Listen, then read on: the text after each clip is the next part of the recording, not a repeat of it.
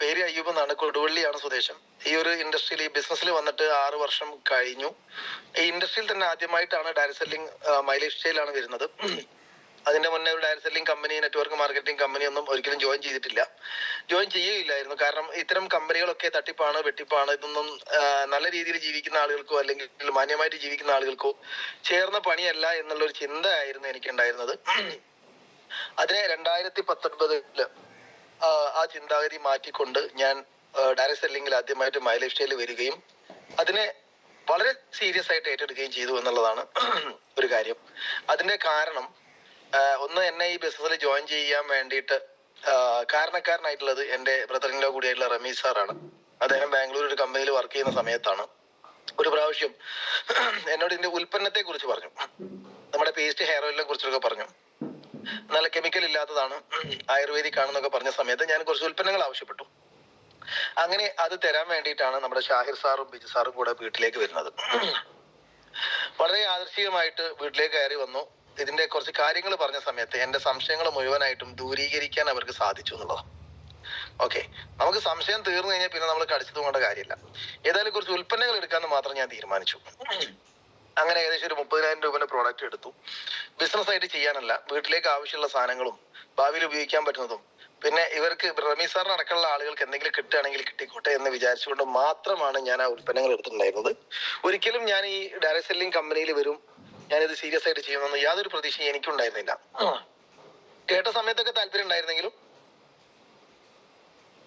പക്ഷേ പ്രോഡക്റ്റ് ഒക്കെ എടുക്കുന്ന സമയത്ത് ആ ഒരു ചിന്തയിൽ തന്നെയാണ് ഞാൻ ഉണ്ടായിരുന്നത്. കാരണം ഗൾഫിലായിരുന്നു ഏകദേശം 14 വർഷത്തോളം. അപ്പം ആ സമയത്തും വരുമാനമൊക്കെ ഗൾഫിൽ നിന്ന് വരുന്നുണ്ട്. റിയൽ എസ്റ്റേറ്റ് മേഖലയിലായിരുന്നു. അപ്പൊ അങ്ങനെയുള്ളത് കൊണ്ട് തന്നെ വേറെ സാമ്പത്തികമായിട്ട് പ്രയാസങ്ങൾ വിഷയങ്ങളൊന്നുമില്ല. അങ്ങനെ ജീവിച്ചു പോയാൽ മതി. അതുകൊണ്ട് തന്നെ ആവശ്യമില്ലാത്തൊരു വയ്യാവേലി എടുത്ത് തലയിൽ വെക്കണ്ട എന്നാണ് ഞാൻ ചിന്തിച്ചത്. എനിവേ അങ്ങനെയൊക്കെ പ്രോഡക്റ്റുകളൊക്കെ കൊണ്ടുവന്നു വീട്ടിൽ ഉപയോഗിച്ചു. കവചപ്രാശത്തിനാണ് ഉമ്മക്ക് റിസൾട്ട് കിട്ടി, ഞാൻ പലപ്പോഴും പറഞ്ഞിട്ടുണ്ട്. അത് കഴിഞ്ഞതിന് ശേഷം 2-3 പ്രശ്നങ്ങൾക്കും കൂടെ നല്ല റിസൾട്ട് നമ്മളെ പ്രോഡക്റ്റിൽ കിട്ടിയ സമയത്താണ് ഇതിനെക്കുറിച്ച് ഒന്ന് സീരിയസ് ആയിട്ട് പഠിക്കണമെന്ന് തീരുമാനിച്ചു. പഠിച്ച സമയത്ത് വളരെ ആത്മാർത്ഥമായിട്ട് ഏറ്റെടുത്തു. എന്റെ മാറ്റങ്ങൾക്ക് കാരണം മെഗാ പ്രോഗ്രാമുകൾ തന്നെയാണ്.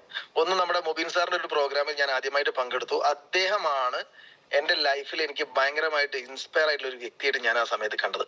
കാരണം എന്റെ എല്ലാ ആഗ്രഹങ്ങളും, ഞാൻ എന്തൊക്കെ സ്വപ്നം കണ്ടിട്ടുണ്ടോ അതൊക്കെ യാഥാർത്ഥ്യമായിട്ടുള്ള ഒരു വ്യക്തി എന്റെ മുന്നിൽ ഞാൻ ആദ്യമായിട്ട് കാണാം. അതും ഒരു സാധാരണക്കാരന്, ഒരു വലിയ തറവാട്ടിൽ അല്ലെങ്കിൽ വലിയ സാമ്പത്തികമായിട്ട് ഭദ്രതയുള്ള കുടുംബത്തിൽ നിന്ന് വരുന്ന വ്യക്തിയൊന്നുമല്ല. ഈ ബിസിനസ് ചെയ്തിട്ട് ഒന്നുമില്ലാത്തിടത്ത് നിന്ന് കയറി വന്നു ആഗ്രഹങ്ങൾ ഓരോന്നായിട്ട് സഫലീകരിച്ച ഒരു വ്യക്തിനെയാണ് ഞാൻ അന്ന് നേരിടേണ്ടത്. അതുകൊണ്ട് തന്നെ എനിക്ക് ഒരു കാര്യം മനസ്സിലായി, ഈ ബിസിനസ് എനിക്ക് ഏറ്റെടുത്ത് ചെയ്താൽ ഒരു പക്ഷേ അദ്ദേഹത്തിനേക്കാളോ അല്ലെ അദ്ദേഹം ചെയ്ത പോലെ എനിക്കും ചെയ്യാൻ സാധിക്കും എന്നുള്ള ഒരു തിരിച്ചറിവോ ചിന്തയോ ആണ് ഫുൾ ടൈം കരിയർ ആയിട്ട് ഈ ബിസിനസ്സിനെ ഏറ്റെടുക്കേണ്ട കാരണം. ഓക്കെ, അപ്പൊ എനിക്ക് കാര്യത്തിലേക്ക് വരാം. അപ്പം അങ്ങനെയാണ് നമ്മൾ പല വ്യക്തികളും, നിങ്ങൾ ഒരു കാര്യം മനസ്സിലാക്കുക, ഈ ബിസിനസ് പറയുന്ന സമയത്ത് പുറകോട്ട് നിൽക്കുകയും അല്ലെങ്കിൽ താല്പര്യം പ്രകടിപ്പിക്കാതിരിക്കുകയൊക്കെ ചെയ്യുന്ന സമയത്ത് നിങ്ങൾ ഒരിക്കലും അയാളെ ഒഴിവാക്കി മറ്റൊരാളിലേക്ക് പോകുന്നതിന് പകരം അദ്ദേഹത്തിന് വ്യക്തമായിട്ട് ഈ ആശയത്തിനെ മനസ്സിലാക്കുന്ന പ്രോഗ്രാമുകളിലേക്ക് കണക്ട് ചെയ്ത് കഴിഞ്ഞാൽ ഒരു പക്ഷേ എന്നെക്കാളും നിങ്ങളെക്കാളും ഒക്കെ നല്ല ലീഡറായിട്ട് മാറാൻ സാധ്യതയുള്ള വ്യക്തികളാണ് നമ്മൾ ഓരോരുത്തരും ദൈനംദിനം നമ്മൾ കണ്ടുകൊണ്ടിരിക്കുന്നത്. പക്ഷെ അവിടെ നമുക്ക് എന്തോ ഫോളോ അപ്പിലോ അല്ലെങ്കിൽ അദ്ദേഹത്തിന് മനസ്സിലാവുന്ന കാര്യത്തിലോ ഉള്ള ഒരു അവ്യക്തതയാണ് ഒരു പക്ഷേ ഈ ബിസിനസ്സിലേക്ക് പല സീരിയസ് ആയിട്ടുള്ള ആളുകളും വരാതെ, അല്ലെങ്കിൽ നമ്മൾ പല ആളുകളെയും കാണുന്ന സമയത്ത് ഇദ്ദേഹത്തിനെ കുറിച്ച് നല്ല പ്രതീക്ഷ നമുക്കുണ്ടാവും, പക്ഷെ പിന്നീട് എവിടെ എത്താതെ പോകുന്നത് വ്യക്തമായിട്ടുള്ള ഫോളോ അപ്പ് ഇല്ലാത്തത് കൊണ്ട് മാത്രമാണ് എന്നാണ് എനിക്ക് നിങ്ങളോട് പറയാനുള്ളത്. ഓക്കെ, അപ്പൊ നമ്മുടെ സൈലേഷ് സാറിനെ കുറിച്ചിട്ട് അനീഷ് ബാബു സാർ പറഞ്ഞിട്ടുണ്ടായിരുന്നു, ഒരുപാട് പ്രാവശ്യം വാട്സപ്പ് ഗ്രൂപ്പിൽ ജോയിൻ ചെയ്യിച്ചതിന് ശേഷം അദ്ദേഹം ലെഫ്റ്റ് ആയി പോകുന്ന ഒരു പ്രവണത ഉണ്ടായിരുന്നു. അങ്ങനെ അദ്ദേഹത്തിന്റെ ഓഫീസിൽ ചെന്ന് പറഞ്ഞതാണ്, സാർ നിങ്ങൾ ലെഫ്റ്റ് ആവരുത്, അവിടെ ജസ്റ്റ് നിന്നാ മതി, വേറെ ഒന്നും ചെയ്യണ്ട എന്ന് പറഞ്ഞ് അവിടെ പിടിച്ചു നിർത്തിയ വ്യക്തിയാണ് ഇന്ന് ITC WTCയിലേക്ക് പോയിക്കൊണ്ടിരിക്കുന്നത്. ഓക്കെ, അപ്പം ഒരുപാട് കാര്യങ്ങൾ നമുക്ക് പറയാനുണ്ടായിരുന്നു. ഏതായാലും കുറച്ച് കാര്യങ്ങളിൽ കൂടെ ഒക്കെ നമുക്ക് പോവാം. മെയിനായിട്ടും പറയാനുണ്ടായിരുന്നത്, നമുക്ക് പുതിയ ജോയിൻ ചെയ്യുന്ന ആളുകൾ, ലീഡേഴ്സ്, അവർ തമ്മിലുള്ള ഒരു കണക്ഷനാണ് മെയിനായിട്ട് എനിക്ക് നിങ്ങളോട് പറയാനുള്ളത്. ഒരുപാട് വ്യക്തികൾ ഞാൻ പറഞ്ഞ പോലെ നമ്മുടെ ബിസിനസ്സിലേക്ക് ജോയിൻ ചെയ്ത് വരുന്ന സമയത്ത് എന്ത് ചെയ്യണം, എങ്ങനെ ചെയ്യണം, എവിടെ സ്റ്റാർട്ട് ചെയ്യണം, എങ്ങനെ മുന്നോട്ട് പോകണം എന്നറിയാത്ത ഒരുപാട് പ്രശ്നങ്ങൾ നമ്മുടെ ടീമുകളിലൊക്കെ പൊതുവെ കാണാറുണ്ട്. അവിടെയാണ് സിസ്റ്റത്തിലേക്ക് കണക്ട് ചെയ്യുക എന്നുള്ളൊരു വളരെ പ്രധാനപ്പെട്ട ഒരു സംഭവം എനിക്ക് നിങ്ങളോട് പറയാനുള്ളത്. കാരണം ഒരു വ്യക്തി വന്നു കഴിഞ്ഞാൽ ഒരു പക്ഷേ ആ വ്യക്തി വളരെ വലിയ കപ്പാസിറ്റി ഉള്ള, അല്ലെങ്കിൽ മറ്റു മേഖലകളിൽ വളരെ വലിയ ബിസിനസ് ഒക്കെ ചെയ്ത് നല്ല കഴിവുള്ള വ്യക്തിയാവാം. പക്ഷെ ആ അത്തരം വ്യക്തികൾ അല്ലെങ്കിൽ പുതിയ ആളുകൾ ജോയിൻ ചെയ്ത ആളുകൾ എന്നെ കേൾക്കുന്നുണ്ടെങ്കിൽ നിങ്ങൾ ഒരു കാര്യം മനസ്സിലാക്കുക, ഈ ബിസിനസ്സിൽ നിങ്ങൾ വെറും ശിശുവാണ്.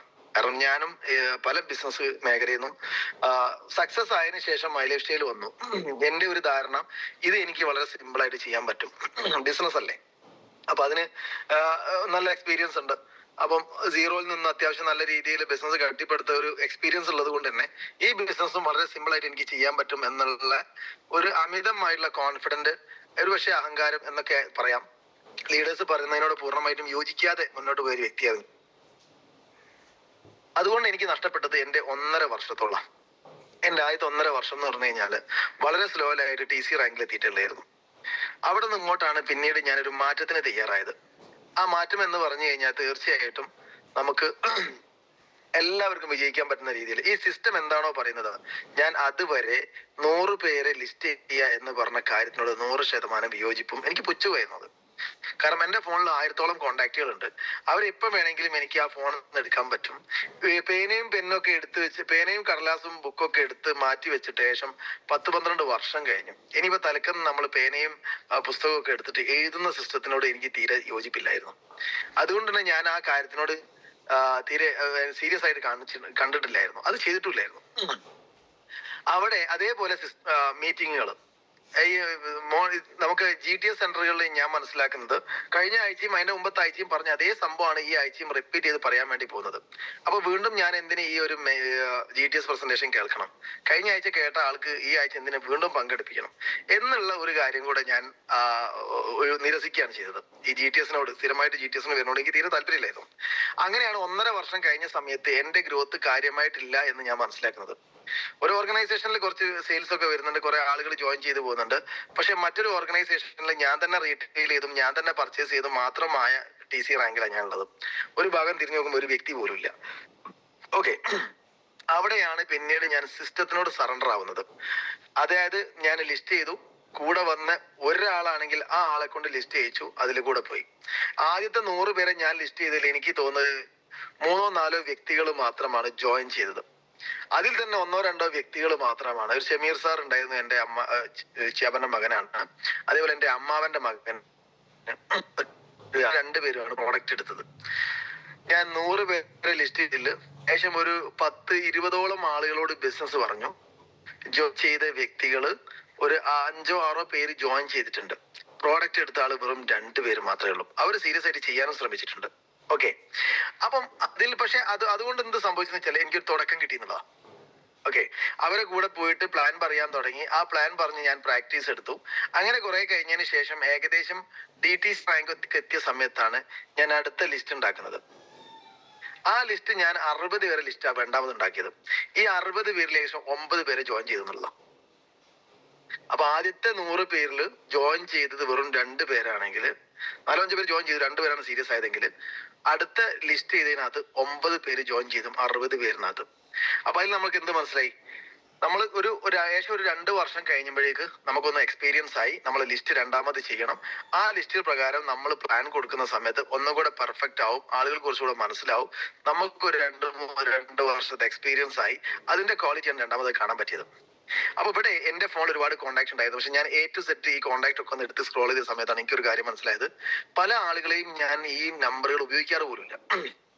പല വ്യക്തികളുടെയും നമ്പർ എന്റെ ഫോണിലുണ്ട് എന്നുള്ളത് അപ്പോഴാണ് ഞാൻ കാണുന്നത്.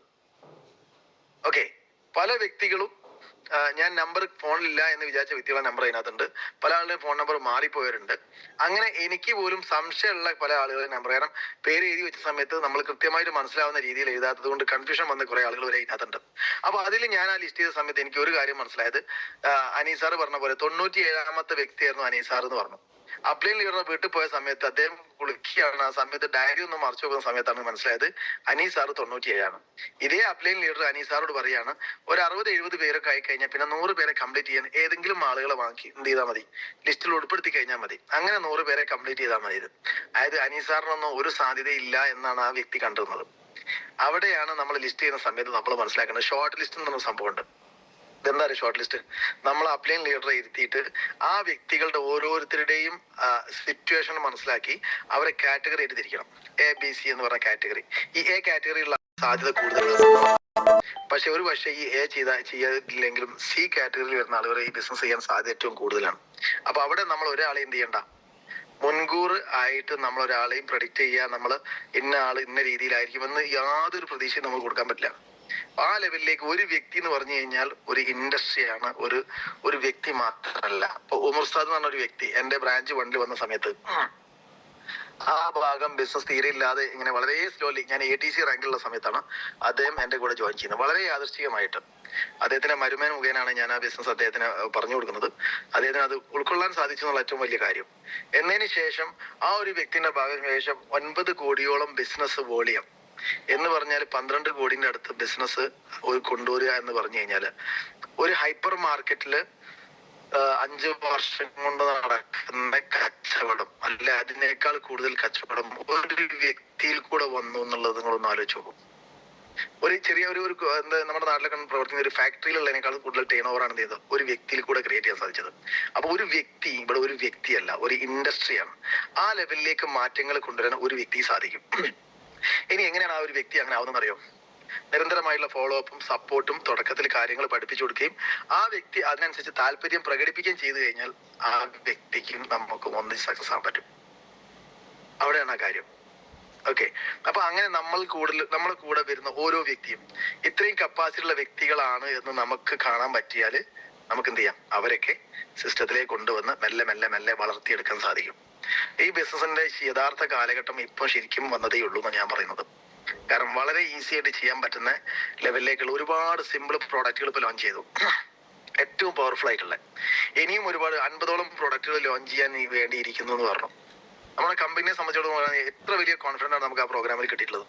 നമ്മുടെ MD പറഞ്ഞ വാക്കുകൾ എന്തൊക്കെയാണ് നിങ്ങളൊന്ന് ആലോചിച്ച് നോക്കും. ഞാൻ അതിനെ റിപ്പീറ്റ് ചെയ്യുന്നത് കാരണം ഭൂരിഭാഗം ആളുകളും അതിൽ പങ്കെടുത്ത ആളുകളാണ്, അതേപോലെ അത് ഒരുപാട് പ്രാവശ്യം റിപ്പീറ്റ് ആയിട്ട് കേട്ട ആളുകളാണ്. അപ്പൊ നമ്മൾ എന്ത് ചെയ്യാം, അതിനെ ഉപയോഗപ്പെടുത്തുക, ഏത് സാഹചര്യത്തിനെയും പോസിറ്റീവ് ആക്കുക എന്നുള്ളതാണ് നമ്മൾ ചെയ്യേണ്ടത്. ഞാനൊരു എഴുത്തുകാരനെ കുറിച്ച് പറയാറുണ്ട് ഇടയ്ക്കൊക്കെ. അദ്ദേഹം ചെറിയ കുട്ടിയായിരുന്ന സമയത്ത് LP സ്കൂളിൽ പോകുന്ന, വളരെ ചെറിയ സ്കൂളിൽ പോകുന്ന കാലഘട്ടത്തില്, അന്നത്തെ കാലഘട്ടം ഒരു 1930 ആ ഒരു സമയത്താണ്. അദ്ദേഹം ജനിച്ചത് 1913 തോന്നുന്നുണ്ട്. ഓക്കെ. 20-25 ശേഷമായിരിക്കാം. സ്കൂളിൽ പോകുന്ന സമയത്ത് അദ്ദേഹത്തിനോട് ഒരു പ്രായമുള്ള അമ്മ വന്ന് പറയാണ്, മോനെ എനിക്ക് നീ ഒരു കത്ത് എഴുതി തരുമെന്ന് ചോദിച്ചു. കാരണം ഈ അമ്മക്ക് എഴുത്തും വായനയും അറിയില്ല. അപ്പൊ സ്കൂളിൽ പോകുന്ന ഒരു കുട്ടീനോട് ചോദിക്കുകയാണ്, നീ എനിക്കൊരു കത്ത് എഴുതി തരുമെന്ന്. എഴുതി തരാന്ന് പറഞ്ഞു. അങ്ങനെ ഈ അമ്മ പോയിട്ട് അന്നത്തെ ഇൻലൻഡ് എഴുതുന്ന സംഭവം ഉണ്ടല്ലോ, അത് വാങ്ങിക്കൊണ്ടുവന്നു ഇവനോട് പറഞ്ഞു കൊടുക്കാണ് എന്തൊക്കെ എഴുതണം എന്നുള്ളത്. അപ്പൊ ഈ അമ്മ എഴുതാൻ പറയുന്നത് സ്വന്തം മകനുള്ള ഒരു കത്താണ്. ഈ മകൻ അമ്മനെ ഉപേക്ഷിച്ച് പോയതാ. അപ്പം ഈ മകനോട് തിരിച്ചു വരാനും അമ്മന്റെ പ്രയാസങ്ങളും ഒക്കെ പറഞ്ഞുകൊണ്ട് വളരെ വിഷമത്തിൽ കുറെ കാര്യങ്ങൾ ഈ മകന് പറഞ്ഞു കൊടുത്തു. ഈ വിദ്യാർത്ഥി അതൊക്കെ കേട്ട് അങ്ങനെ എഴുതാൻ തുടങ്ങി. എഴുതുന്ന സമയത്ത് ഇവന്റെ മനസ്സിൽ വളരെ സങ്കടം ഉണ്ടായി. കാരണം ഒരു സ്വന്തം മകനെ ഇപ്രായത്തില് അമ്മനിട്ടേച്ച് പോയിട്ട് തിരിച്ചു വരാൻ വേണ്ടിയിട്ട് ഈ അമ്മ പറയുന്ന കുറെ കാര്യങ്ങൾ അവന്റെ ഹൃദയത്തില് അത് തറച്ചു. അങ്ങനെ ഇത് നിരന്തരം കത്ത് അയക്കാൻ തുടങ്ങി. ഇവരിത് എഴുതി കൊടുക്കാൻ തുടങ്ങി.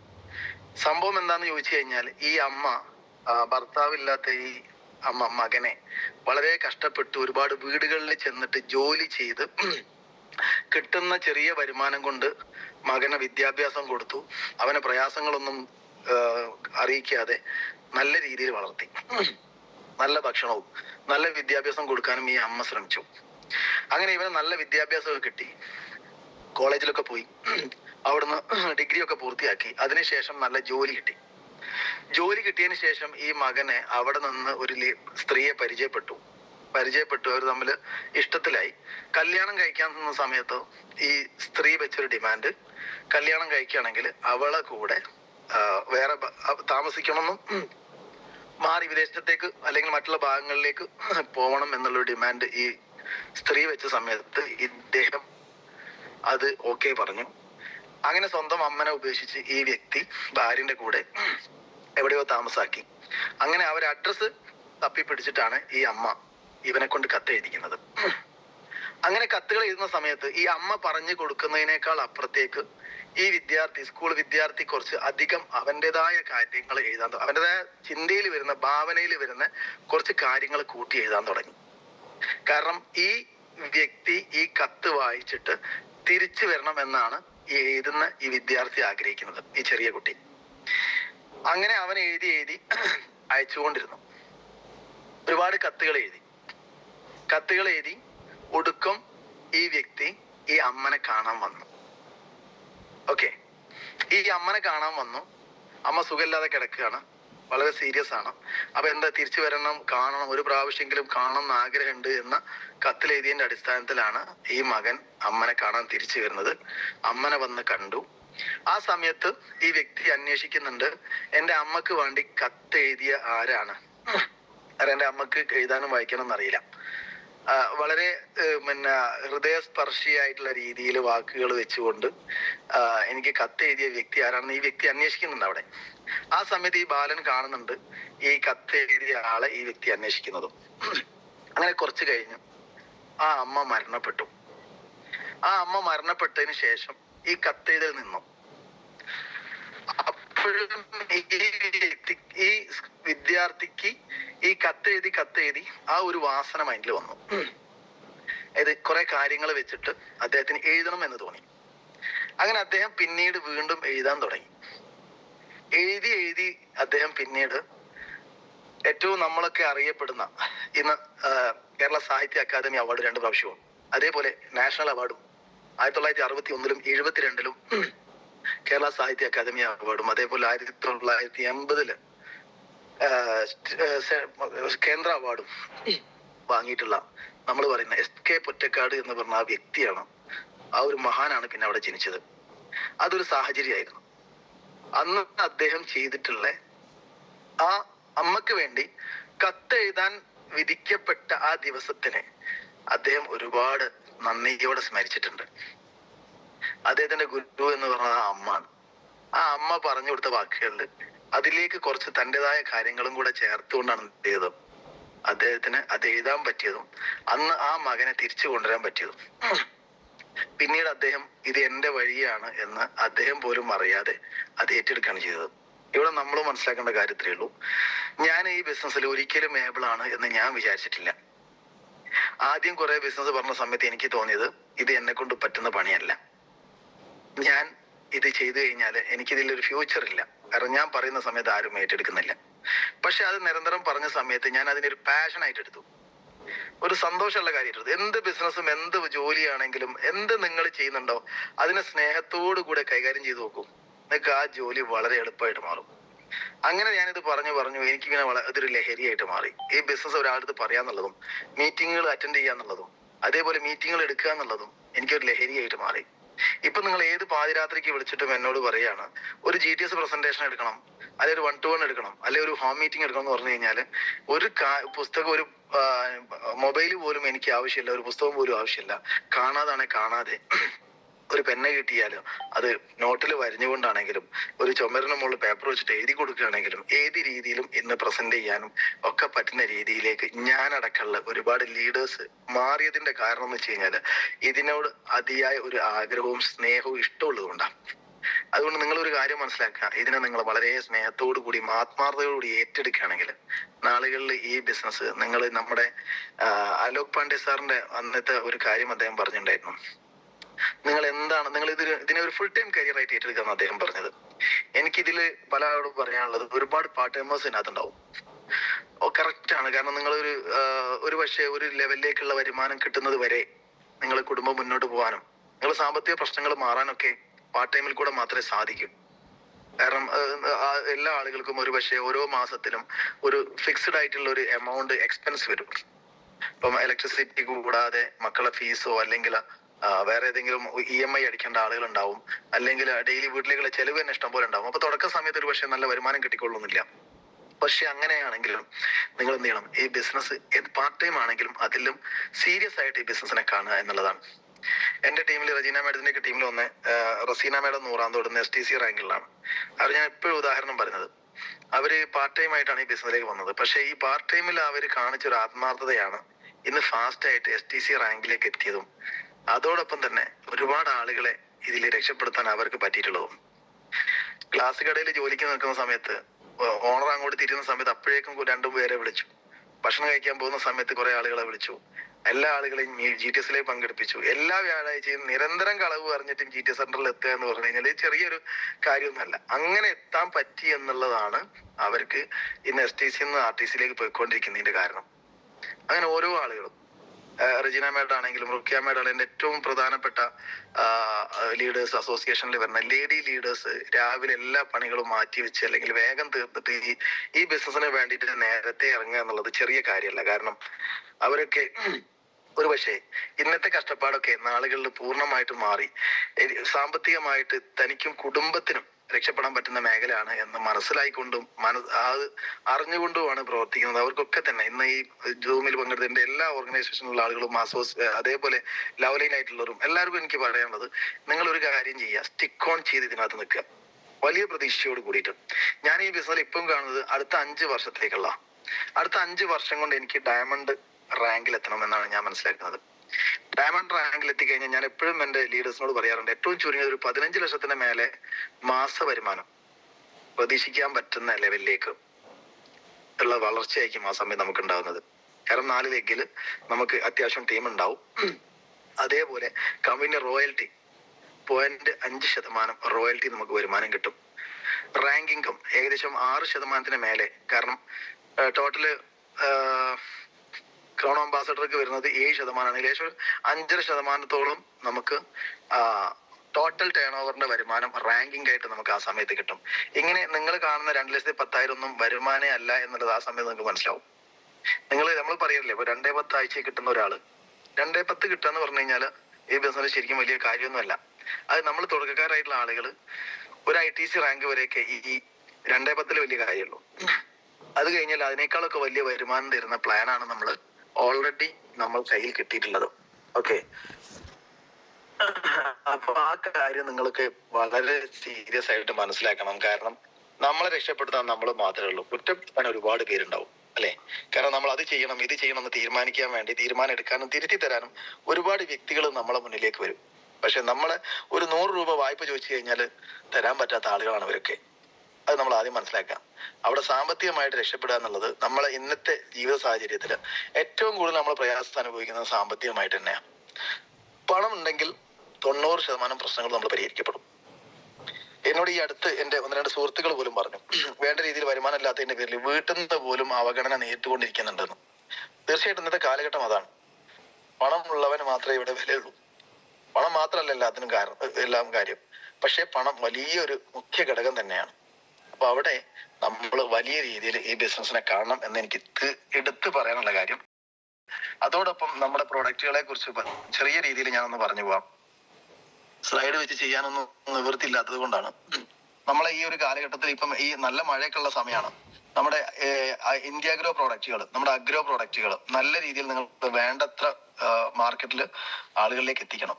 ഏറ്റവും വലിയ ടേൺ ഓവർ ഇന്ന് നമുക്ക് ഇന്ത്യൻ മാർക്കറ്റിൽ ഏറ്റവും ടേൺ ഓവർ ഉള്ള 2 മേഖലകളാണ്. ഒന്ന് വെൽനസ്. നമ്മൾ എലമെന്റ്സ് ബ്രാൻഡിൽ പ്രധാനമായിട്ടും നമ്മൾ മാർക്കറ്റ് ചെയ്തുകൊണ്ടിരിക്കുന്ന വെൽനസ് എന്ന് പറയുന്ന പ്രോഡക്റ്റിന് ഒരു ഹ്യൂജ് മാർക്കറ്റ് തന്നെയാണ് ഇന്ന് നമുക്ക് നിലവിലുള്ളത്. അതിനെ നല്ല രീതിയിൽ ഉപയോഗപ്പെടുത്തുക. രണ്ടാമതൊരു മാർക്കറ്റാണ് ഈ പറഞ്ഞ ജൈവവളം. നമ്മൾ കൃഷി എന്ന് പറയുന്നത് 2 ലക്ഷം കോടി ടേൺ ഓവർ ആണെന്നാണ് പറയുന്നത്. അതിന് വളരെ ചെറിയൊരു ശതമാനമെങ്കിലും നമുക്ക് എടുക്കാൻ പറ്റി കഴിഞ്ഞാൽ വലിയ രീതിയിലുള്ള മാറ്റങ്ങൾ നമുക്ക് കൊണ്ടുവരാൻ പറ്റും. അവിടെ നിങ്ങൾ ഒരുപാട് ട്രെയിനിങ്ങുകൾ ഞാനടക്കം എടുത്തിട്ടുള്ള അല്ലെങ്കിൽ പ്രധാന ലീഡേഴ്സും ഇതിൽ കഴിവുള്ള എക്സ്പെർട്ട് ആയിട്ടുള്ള ആളുകളാണ് അധികം എടുത്തിട്ടുള്ള ഇന്ത്യാഗ്രോന്റെ ട്രെയിനിങ്ങുകൾ നമുക്ക് ഇഷ്ടം പോലെ അവൈലബിൾ ആണ്. അതൊക്കെ കണ്ടുകൊണ്ട് ഇപ്പൊ മഴ കഴിഞ്ഞ സമയം അല്ലെങ്കിൽ മഴ പെയ്ത് അങ്ങോട്ട് തീർന്ന സമയത്ത് എല്ലാവരും കൃഷിയിലേക്ക് ഫോക്കസ് ചെയ്യും.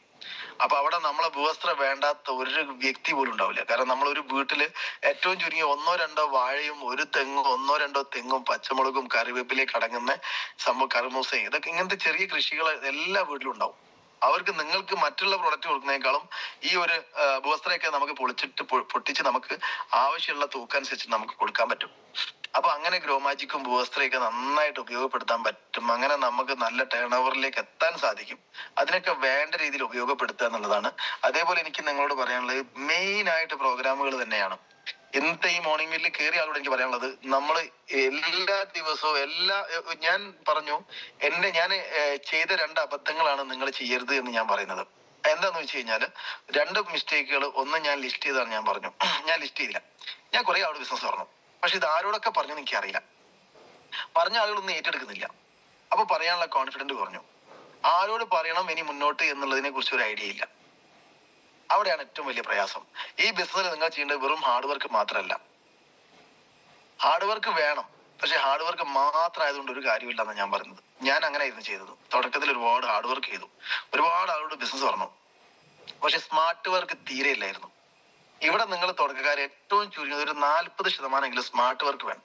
എന്താണ് സ്മാർട്ട് വർക്ക് എന്ന് വെച്ച് കഴിഞ്ഞാൽ, നിങ്ങളുടെ കയ്യിൽ ഡയറി അല്ലെങ്കിൽ ഇതുമായിട്ട് ബന്ധപ്പെട്ട നോട്ട് എന്ന് പറഞ്ഞു കഴിഞ്ഞാൽ നല്ല സ്ട്രോങ് ആയിട്ടുള്ള നല്ല ചട്ടയോട് കൂടി മടക്കാൻ പറ്റാത്തതായിരിക്കണം. നമ്മൾ ചില ആളുകളുടെ നോട്ടൊക്കെ മടക്കിയിട്ട് പാന്റിന്റെ കീശയിലും അല്ലെങ്കിൽ മടക്കി വെക്കുന്നൊക്കെ അവസ്ഥ, മടങ്ങുന്ന രീതി, അത് ഒരിക്കലും പാടില്ല. നല്ല സ്ട്രോങ് ആയിട്ടുള്ള ചട്ടയോട് കൂടിയിട്ടുള്ള ഡയറിയാണ് ഏറ്റവും നല്ലത്. അല്ലെങ്കിൽ അങ്ങനത്തെ ഒരു നോട്ട് പാഡ് നിങ്ങൾ വാങ്ങിയിട്ട് അതിനകത്ത് നിങ്ങളെ പേരും ഡീറ്റെയിൽസും ഒക്കെ ആദ്യ പേജിൽ കളഞ്ഞു പോയി കഴിഞ്ഞാൽ നിങ്ങൾക്ക് കിട്ടുന്ന രീതിയിൽ അത് എഴുതി വെക്കണം. ഓക്കെ. അതിനുശേഷം നിങ്ങൾ ചെയ്യേണ്ടതാണ് ലിസ്റ്റ് ചെയ്യുക എന്നുള്ള സംഭവം. ഈ ലിസ്റ്റ് ചെയ്യാത്തത് കൊണ്ടാണ് ഞാൻ പറഞ്ഞത് എനിക്ക് 1.5 വർഷം നഷ്ടപ്പെട്ടു പോയത്. ഈ ലിസ്റ്റ് ഉണ്ടായി കഴിഞ്ഞാൽ, ഇപ്പോൾ ഒരു 10 പേരെ ലിസ്റ്റ് അല്ലെങ്കിൽ 100 പേരെ ലിസ്റ്റ് ചെയ്ത് കഴിഞ്ഞാൽ അതിനുശേഷം നമ്മളെ മൈൻഡിലേക്ക് കുറെ വ്യക്തികളുടെ പേരും ചിന്തകളും നമ്മുടെ മൈൻഡിലേക്ക് വരും. ആ വ്യക്തികൾ ഒരു പക്ഷെ നല്ല രീതിയിൽ ഈ ബിസിനസ്സായിട്ട് സ്യൂട്ട് ആവുന്ന ആളുകളായിരിക്കും. അവരെ നമ്മൾ അതിന്റെ താഴെ എഴുതി വെച്ചാൽ ഒരു പക്ഷെ ആദ്യം എഴുതിയ 100 പേരെക്കാളും പിന്നീട് വരുന്ന കുറച്ച് പേരായിരിക്കും നമുക്ക് ഈ ബിസിനസ്സിൽ ആപ്റ്റ് ആയിട്ടുള്ള ആളുകൾ. ഞാൻ പറഞ്ഞു, ആദ്യം ഞാൻ ലിസ്റ്റ് ചെയ്ത് 100 പേരിൽ ശേഷം 5-6 പേര് മാത്രമാണ് ജോയിൻ ചെയ്തെങ്കിൽ, രണ്ടാമത് ഞാൻ ലിസ്റ്റ് ചെയ്ത് 60 പേരിൽ 9 പേര് ബിസിനസ്സിൽ ജോയിൻ ചെയ്തു എന്നുള്ളതാണ്. ഓക്കെ. അപ്പൊ രണ്ടാമത്തെ ലിസ്റ്റിന് ഒന്നുകൂടെ എന്ത് ചെയ്തിട്ടുണ്ട്, സാധ്യത കൂടി. കാരണം ഈ ലിസ്റ്റും അത് ഉപയോഗപ്പെടുത്തേണ്ട രീതിയും എനിക്ക് പിന്നീടാണ് മനസ്സിലായത്. അപ്പൊ ഈ ലിസ്റ്റിൽ നിങ്ങൾ വെറുതെ ഇരിക്കുന്ന സമയത്ത് ഒന്നിങ്ങനെ കണ്ണോടിച്ച് കഴിഞ്ഞാൽ ഇങ്ങനെ കാണാൻ പറ്റും, ഇദ്ദേഹം സ്യൂട്ടാണ്, ഇദ്ദേഹം ഓക്കെയാണ്, ഇദ്ദേഹത്തിനോട് പറയാൻ പറ്റും. ഇങ്ങനെ നമുക്ക് എന്ത് ചെയ്യാം, കാറ്റഗറി നമുക്ക് തന്നെ തിരിച്ചിട്ട് നമ്മൾ തന്നെ ബിസിനസ് പറയാൻ പറ്റും. അതാണ് ഞാൻ ആദ്യം ചെയ്തൊരു മിസ്റ്റേക്ക്. അതായത് ഞാൻ ലിസ്റ്റ് ചെയ്തില്ല എന്നുള്ളത്. ലിസ്റ്റ് മസ്റ്റ് ഫസ്റ്റ് എന്നാണ്. ഫസ്റ്റിൽ നമ്മൾ ചെയ്യേണ്ട കാര്യം ലിസ്റ്റ്. രണ്ടാമത്തെ കാര്യം പ്രോഗ്രാമുകളാണ്. നിങ്ങൾ ഈ ബിസിനസ്സിൽ നമ്മളെ വിബി സാർ ഉണ്ട്, നമ്മളെ കുറ്റിയാടി ഉണ്ടായിരുന്ന വിബി സാർ ഒരു ദിവസം മോർണിംഗ് മീറ്റ് പറഞ്ഞ കാര്യം എനിക്ക് ഇപ്പോഴും അറിയാം. ഇദ്ദേഹം വേറെ ഒന്നും നോക്കില്ല, 100 GTS കംപ്ലീറ്റ് ആകുമ്പോഴേക്ക് STC റാങ്ക് ആവുമെന്ന് അദ്ദേഹത്തിനോട് അപ്ലൈൻ ലീഡേഴ്സ് പറഞ്ഞു. സാർ, നിങ്ങൾ വേറെ ഒന്നും നോക്കണ്ട, 100 GTS പ്രസന്റേഷൻ GTS സെന്ററിൽ നിങ്ങൾ അറ്റൻഡ് ചെയ്ത് കഴിയുമ്പോഴേക്ക് നിങ്ങൾ STC റാങ്കിലെത്തും. അദ്ദേഹം വേറെ ഒന്നും നോക്കില്ല, അത് കേട്ടു അങ്ങനെ പ്രവർത്തിച്ചു. എന്നാ പിന്നെ അതൊന്നും കാണില്ല തോന്നും. ഒരു വെല്ലുവിളി രീതിയിലാണ് അദ്ദേഹം ഏറ്റെടുത്തത്. പക്ഷേ 100 GTS ആകുമ്പോഴേക്ക് അദ്ദേഹം STC റാങ്കിലെത്തി. GTS സെന്ററിന് ഒരുപാട് പ്രത്യേകതകളുണ്ട്. നമ്മൾ അവിടെ ചെല്ലുന്ന സമയത്ത് നമ്മളെ പരിചയമുള്ള ഒരുപാട് ആളുകളുണ്ടാവും, നമ്മൾ അസോസിയേഷനിൽപ്പെട്ട ആളുകളുണ്ടാവും. എല്ലാവരും ഒന്ന് പുഞ്ചിരിക്കുക, അത് തന്നെ ഭയങ്കര എനർജി ആയിരിക്കും നമുക്ക് തരുന്നത്. ഒരു പക്ഷേ ആ GTS സെന്ററിലേക്ക് കയറി വരുന്ന ഒരു വ്യക്തി മാനസികമായൊരു പ്രയാസത്തിൽ കൂടെ ഏതെങ്കിലും രീതി, ഒന്നെങ്കിലും വീട്ടിൽ നിന്നാവാം, അല്ലെ വഴിയിൽ നിന്നാവാം, അല്ലെ വേറെ എന്തെങ്കിലും സാമ്പത്തിക പ്രശ്നങ്ങളാവാം, അല്ലെ മറ്റെന്തെങ്കിലും രീതിയിൽ മാനസികമായിട്ട് പ്രയാസം അനുഭവിക്കുന്ന സമയത്തായിരിക്കും ഈ GTS സെന്ററിലേക്ക് കയറി വരുന്നത്. അവിടെയാണ് നമ്മളൊരു പുഞ്ചിരി. ഒരു പക്ഷെ എല്ലാം മറന്ന് അദ്ദേഹം തിരിച്ചും പുഞ്ചിരിക്കുന്ന സമയത്ത് ഒരു വലിയ എനർജി ആയിരിക്കും നമ്മളിൽ കൂടെ അദ്ദേഹത്തിന് പാസ് ചെയ്യുന്നത്. നിങ്ങളൊക്കെ ശ്രദ്ധിക്കുക, ഒരു പുഞ്ചിരി നമുക്ക് ഒരു നഷ്ടവും തരില്ല. ഞാൻ പരമാവധി ശ്രമിക്കുന്ന ഒരു കാര്യമാണ്, അറിയുന്ന വ്യക്തികളൊന്ന് കണ്ടാൽ അറ്റ്ലീസ്റ്റ് ഒരു ഷേക്ക് ഹാൻഡ് കൊടുക്കാൻ പറ്റുമെങ്കിൽ അത് കൊടുക്കണം, ഒരു കൈ കൊടുക്കണം. കേരളത്തിലുടനീളം ഒരുപാട് GTS സെന്ററുകൾ പുതുതായിട്ട് കമ്പനിനെ സ്റ്റാർട്ട് ചെയ്തിട്ടുണ്ട്. അവിടങ്ങളിലൊക്കെ നമുക്ക് പിക്കപ്പ് സെന്ററുകൾ, സ്റ്റോറുകളും അവൈലബിൾ ആണ്. നിങ്ങളെ ടീമിൽ ലിസ്റ്റ് ചെയ്യുന്ന സമയത്ത് നിങ്ങൾ ഏരിയ വൈസ് ഒന്ന് അതിനെ മാറ്റണം. 2-3 രീതിയിൽ നിങ്ങൾ അതിനെ മാറ്റണം. ഈ 100 പേരെ ലിസ്റ്റ് ചെയ്തൊരു വ്യക്തി നിങ്ങളുടെ കൂടെ വന്നിട്ടുണ്ടെങ്കിൽ ഒരു ഡിസ്ട്രിബ്യൂട്ടേഴ്സ് മീറ്റിംഗ് കൂടുക, ഒരു ചായയും കടിയൊക്കെ ഉണ്ടാക്കിയിട്ട് ഒന്നിച്ചിരുന്നിട്ട് ഈ ലിസ്റ്റ് ചെയ്ത് വരാൻ വേണ്ടി പറയാം. ഒന്നിച്ചിരുന്നിട്ട് അതിനെന്ത് ചെയ്യാം, ഷോർട്ട് ലിസ്റ്റ് ചെയ്യാം ഒരു രസമായിട്ട്. അതിൽ സാമ്പത്തിക പ്രയാസമുള്ള ആളുകൾ അവരെ ആദ്യം നിങ്ങൾ കാറ്റഗറി മാറ്റുക. ഇതിൽ രക്ഷപ്പെടണമെന്ന് ആഗ്രഹിക്കുന്ന ആളുകൾ അവരെ നിങ്ങൾ തരംതിരിച്ച് മാറ്റി വെക്കുക. ഇങ്ങനെ ആത്മാർത്ഥത കാണിക്കുന്ന ആളുകൾ, ഇങ്ങനെ കുറച്ച് ആളുകളെ തരംതിരിച്ചിട്ട് അതിൽ നിന്ന് നിങ്ങൾ ചെയ്യേണ്ട ഒരു കാര്യം, ഇപ്പൊ മലപ്പുറത്ത് എത്ര പേരുണ്ടാവും, മലപ്പുറം എന്ന് എഴുതിയിട്ട് അവരെ അങ്ങോട്ട് മാറ്റിയത്. കുറ്റിയാടി എത്ര പേരുണ്ടാവും, അവരെ കുറ്റിയാടിക്ക് മാറ്റുക. കോഴിക്കോട് എത്ര പേരുണ്ട്, കണ്ണൂർ എത്ര പേരുണ്ട്, കൊല്ലത്ത് എത്ര, തിരുവനന്തപുരത്ത് എത്ര, എറണാകുളത്ത് എത്ര എന്നുള്ളത് എന്ത് ചെയ്യാം, മാറ്റി മാറ്റി എഴുതി വെക്കാം. അപ്പൊ ഒരാളത് കോഴിക്കോട് 2 പേരുണ്ട്, വയനാട് ഒരാളുണ്ട്, മലപ്പുറത്ത് 4 പേരുണ്ട്, കണ്ണൂർ ഒരാളുണ്ട്. ഇങ്ങനെ ഒരാളെ ലിസ്റ്റ് കംപ്ലീറ്റ് ചെയ്ത സമയത്ത് ഇങ്ങനെയാണ് കിട്ടിയത്. തൊട്ടടുത്ത ആൾക്കും കണ്ണൂർ 2 പേര്, അപ്പൊ മറ്റേ ആൾ 1 3 ആയി. അങ്ങനെ ഒരു 5-6 ആൾ നിങ്ങൾ ഷോർട്ട് ലിസ്റ്റ് ചെയ്യുന്ന സമയത്ത് കണ്ണൂർ ഒരു പക്ഷേ നിങ്ങൾക്ക് 10 പേരെ കിട്ടും. ലീഡർ ഒരു TC ലീഡർ ആണെങ്കിൽ കണ്ണൂർ 10 പേരുണ്ടാവും, എറണാകുളത്ത് 5-6 പേരുണ്ടാവും.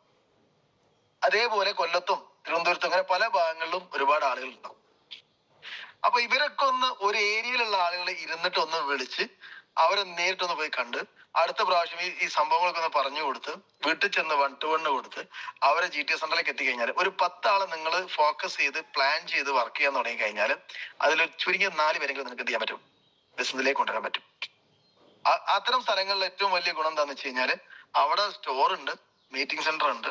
അവർക്ക് വീണ്ടും ആളുകളെ മീറ്റിംഗ് സെന്ററിൽ പങ്കെടുപ്പിക്കാനും പ്രൊഡക്റ്റുകൾ അവിടെ നിന്ന് വാങ്ങിക്കാനും കഴിയും. നിങ്ങൾ ആദ്യം 1-2 പ്രാവശ്യം കാണിച്ചു കൊടുത്താൽ പിന്നെ നിങ്ങൾക്ക് ആഴ്ചയിൽ ഒരിക്കലോ 10 ദിവസത്തിൽ ഒരിക്കലോ ഒരു പ്രാവശ്യം പോയി കഴിഞ്ഞിട്ട് അവർക്ക് ഒരു ഡിസ്ട്രിബ്യൂട്ടേഴ്സ് മീറ്റിംഗും അവർക്ക് കാണേണ്ട ആളുകളൊന്ന് കാണാനും അതേപോലെ ഹോം മീറ്റിംഗ് വെച്ച് കൊടുക്കാനുള്ള സപ്പോർട്ട് മാത്രം കൊടുത്താൽ നിങ്ങൾക്ക് റോക്കറ്റ് വിട്ടതുപോലെ നിങ്ങളെ ബിസിനസ് എന്ത് ചെയ്യും, കുത്തനെ പോകും. ഓക്കെ, നമ്മൾ പ്രോഗ്രാമിൽ കേട്ട സമയത്ത് മോഹൻ സാർ പറഞ്ഞൊരു കാര്യം ഉണ്ടായി. 1 വർഷം 365 ദിവസം വീട് വിട്ട് മാറി നിൽക്കാൻ നിങ്ങൾ തയ്യാറാണെങ്കിൽ ഒരു 3 വർഷം കൊണ്ട് നിങ്ങൾ വിചാരിക്കുന്ന എത്രയോ അപ്പുറത്തേക്ക് ഈ ബിസിനസ് നിങ്ങൾ കൊണ്ടുപോകും. വളരെ സിമ്പിളാ. നമ്മൾ ഏറ്റവും കൂടുതൽ ആളുകളുടെ പ്രയാസം എന്ന് വെച്ചാൽ ഇന്ന് അവിടെ നിൽക്കട്ടെ, നാളെ നോക്കാം. എനിക്കൊക്കെ പറ്റിയിട്ടുണ്ട്. കാരണം രാവിലെ 10 മണിന്റെ ചായ, രാവിലത്തെ ചായ 8 മണിക്ക് കുടിച്ചാൽ ഇറങ്ങിപ്പോയാൽ അങ്ങ് ഇറങ്ങും. അത് 10 മണിയായി കഴിഞ്ഞാൽ എന്നാ പിന്നെ ഉച്ചത്തെ ചോറ് തിന്നിട്ട് പോവാന്ന് വിചാരിക്കും ചിലപ്പോൾ. അത് പിന്നെ മാറ്റി വെക്കുന്ന അവസ്ഥയിലേക്ക് പോകും. മുമ്പൊക്കെ അങ്ങനെ ആയിരുന്നു. അങ്ങനെ കുറെ സമയം നഷ്ടപ്പെട്ടു പോയിട്ടുണ്ട്. അപ്പൊ ആ ലെവലിലേക്ക് അങ്ങനെ നമുക്ക് മടി വളരെ പ്രശ്നമാണത്. ഒരു പക്ഷെ നിങ്ങളെ കൊണ്ടുവന്ന ഈ ബിസിനസ്സിലേക്ക് കൊണ്ടുവന്ന ലീഡർക്ക് ഈ ബിസിനസ് ചെയ്തോളണം ഒരു നിർബന്ധം ഉണ്ടാവില്ല. ഒന്നെങ്കിൽ അയാള് സാമ്പത്തികമായി പ്രയാസമുള്ള ആളായിരിക്കില്ല, അതല്ലെങ്കിൽ ഉത്തരവാദിത്ത കുറവുള്ള ആളായിരിക്കും, ചിലപ്പോൾ മടിയനായിരിക്കും. അവര് അങ്ങനെ ചെയ്തില്ല എന്നാ പിന്നെ ഞാൻ ചെയ്യുന്നില്ല എന്ന് നിങ്ങൾ ചിന്തിച്ചു കഴിഞ്ഞാൽ എന്ത് സംഭവിക്കും? നിങ്ങൾക്കുള്ളത് നഷ്ടപ്പെടും.